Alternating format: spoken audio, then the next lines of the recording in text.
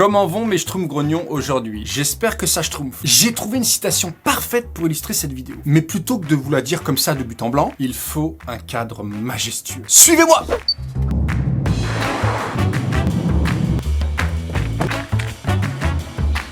La malveillance trouve toujours de mauvais motifs aux bonnes actions. Voilà quoi de mieux que cette situation de Thomas Fuller. C'est exactement le débat que je veux porter dans cette vidéo. Vous vous souvenez de l'histoire de l'équipe de foot coincée dans une grotte en Thaïlande? Si vous ne savez pas de quoi je parle, je vais vous faire une petite synthèse de cette histoire juste après l'intro. Elon Musk a voulu participer à ce sauvetage, notamment en se déplaçant personnellement en Thaïlande pour offrir une aide matérielle et technologique. Et il s'est fait vivement critiquer. Le milliardaire aurait pu en rester là, mais c'est parti en sucette.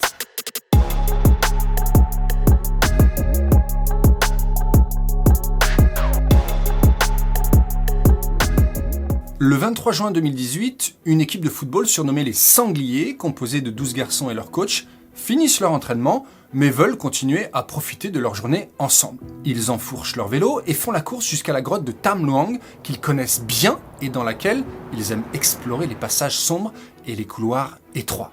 Ils ont quelques lampes de poche et entrent pour une petite virée d'1 heure. Ils ne ressortiront que 15 jours plus tard. Ils se retrouvent en fait coincés après une crue soudaine et doivent s'enfoncer dans la grotte pour fuir la montée des eaux. Ils vont trouver une petite plateforme à 4 km de l'entrée qui leur permet de fuir les remous boueux de l'eau en furie. Le groupe se retrouve dans le noir total et perd rapidement la notion du temps. L'entraîneur, un ancien moine bouddhiste, leur enseigne des techniques de méditation et de relaxation pour rester calme. Ils vont creuser dans la roche une petite caverne de 5 mètres de profondeur pour pouvoir se blottir et se tenir chaud ensemble. Et grâce à l'eau qui coule des parois, ils peuvent boire, et grâce à la roche qui est poreuse, leur réserve d'oxygène est suffisante. En tout cas pour l'instant. Plus qu'à attendre les secours. Et à l'extérieur, ces derniers ont trouvé les vélos. Une opération de grande ampleur s'organise, les médias du monde entier débarquent et se positionnent à l'extérieur pour faire vivre en direct les recherches. L'angoisse monte, d'autant plus que la météo ne s'arrange pas. À l'intérieur, l'eau est encore boueuse, n'offrant aucune visibilité et les plongeurs qui se risquent à explorer les différents passages doivent nager à contre-courant dans une eau dangereuse. On ne sait pas trop où chercher, quoi faire, on envoie des drones avec des capteurs thermiques, on organise des veillées de prière, aucune trace des footballeurs. Le dimanche 1er juillet, toujours rien, et l'espoir commence à vaciller. Puis le lendemain, 2 plongeurs britanniques, au prix de terribles efforts et d'exploration dans des passages étroits et obscurs, arrivent dans la salle où se trouvent les enfants. Premier miracle, ils sont tous vivants. La nouvelle fait le tour du monde, mais le plus dur reste à faire. Il faut sortir maintenant les sangliers et la météo prévoit encore de fortes pluies. Le 6 juillet, alors qu'il effectue un trajet pour livrer des bouteilles d'air aux enfants, Saman Gunan, un des volontaires, trouve la mort dans un des boyaux. Ce décès met en perspective l'extrême dangerosité de l'opération de sauvetage. Et un autre problème commence à sérieusement inquiéter les sauveteurs. Le taux d'oxygène baisse rapidement dans la cavité où sont les enfants. Le temps est compté, il faut faire vite.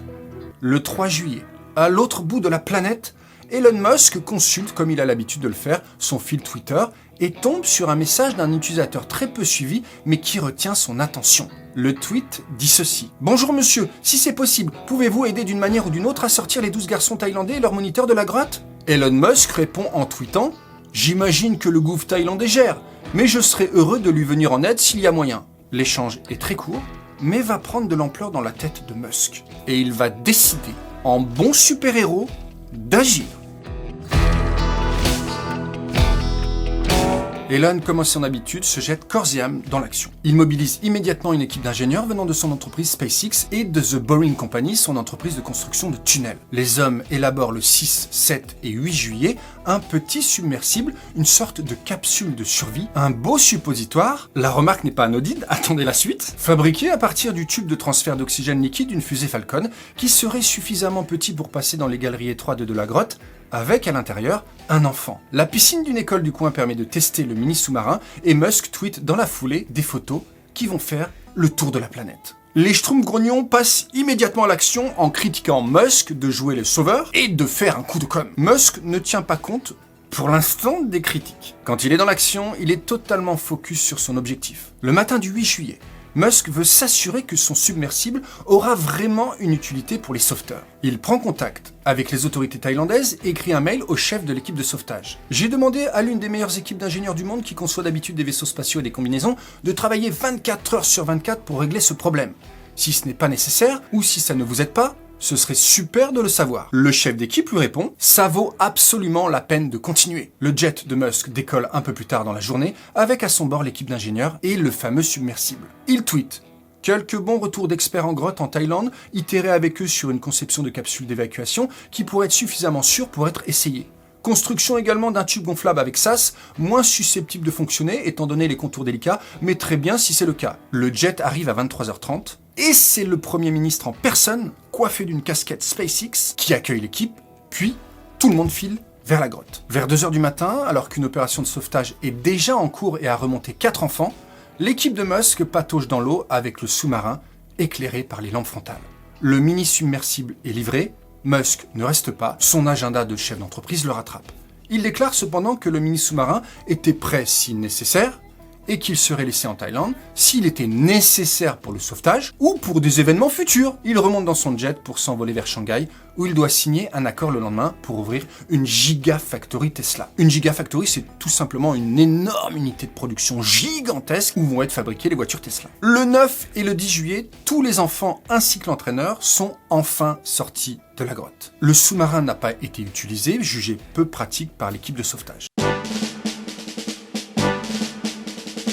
Vernon Unsworth est britannique et fait partie des plongeurs spéléologues volontaires pour descendre dans la grotte. Unsworth connaît bien la Thaïlande puisqu'il s'y rend très régulièrement et surtout possède une connaissance approfondie du réseau de grottes dans lequel sont coincés les footballeurs. Il va notamment aider les responsables de l'équipe de sauvetage à recruter des plongeurs spéléologues experts qui jouent un rôle crucial dans la réussite des opérations de secours. Après le sauvetage, il est interviewé par CNN et il va ouvrir les hostilités en dénigrant Musk. Il qualifie les efforts de Musk comme de simples opérations de com' qui n'avaient aucune chance de fonctionner.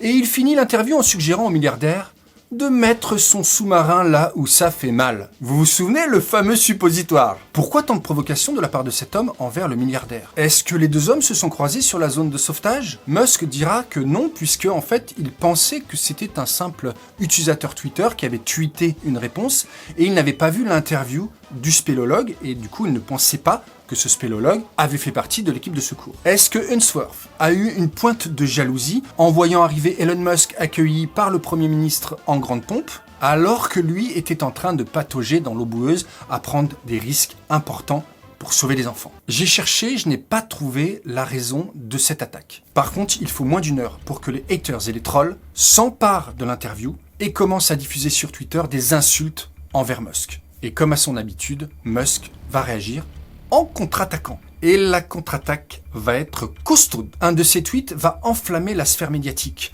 Il finit ce tweet en s'adressant directement à Unsworth. « Désolé pédo, tu l'as vraiment cherché ?» Un autre utilisateur inconnu lui demande s'il a bien lu qu'il traitait le spéléologue de pédophile. Musk lui répond « Je te donne mon billet que c'est vrai ». L'action Tesla chute de 3,5%.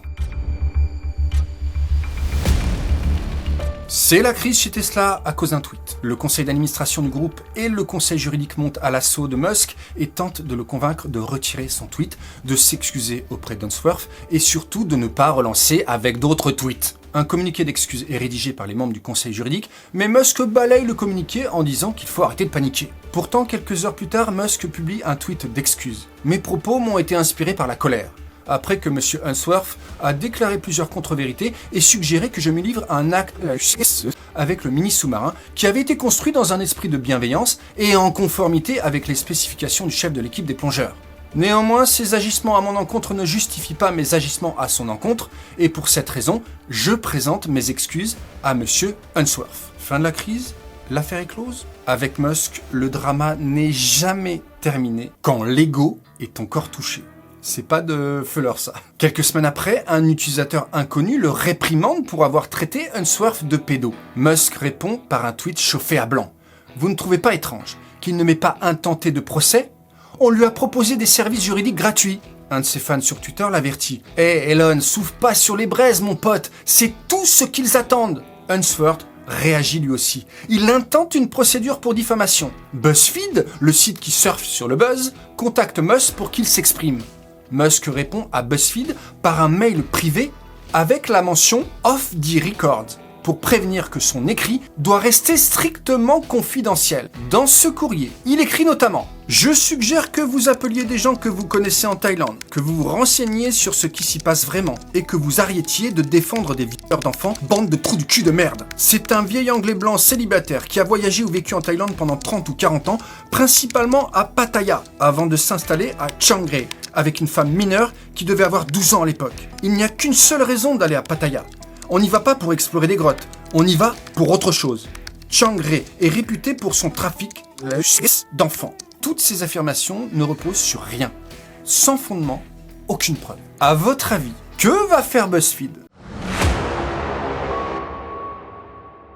BuzzFeed a tout balancé, c'est l'inquiétude chez Tesla. Un des investisseurs annonce clairement que Musk perd un peu les pédales. L'investisseur en question, c'est Joe Fat, de la prestigieuse et historique société d'investissement T. Rowe Price. Joe appelle Musk pour que cette histoire cesse sur le champ et lui signifie gravement ceci.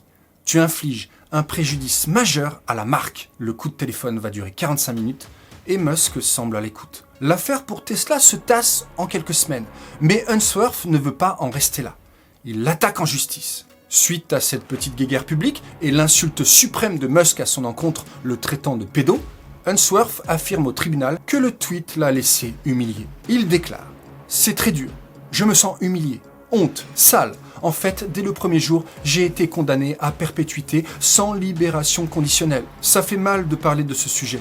Je trouve cela dégoûtant.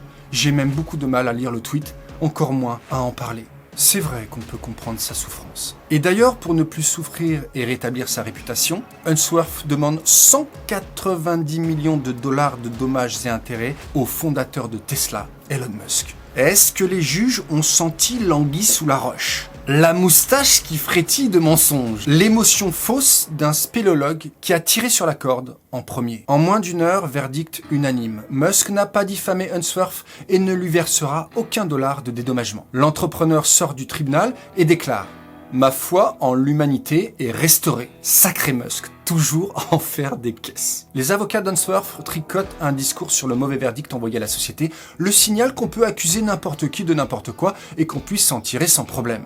L'affaire sous étroite surveillance est considérée aux États-Unis comme une jauge permettant de placer le curseur légal pour les contenus diffamatoires sur les réseaux sociaux. Le tribunal médiatique semble lui beaucoup plus partagé. Faisons ensemble un petit résumé chronologique de l'affaire.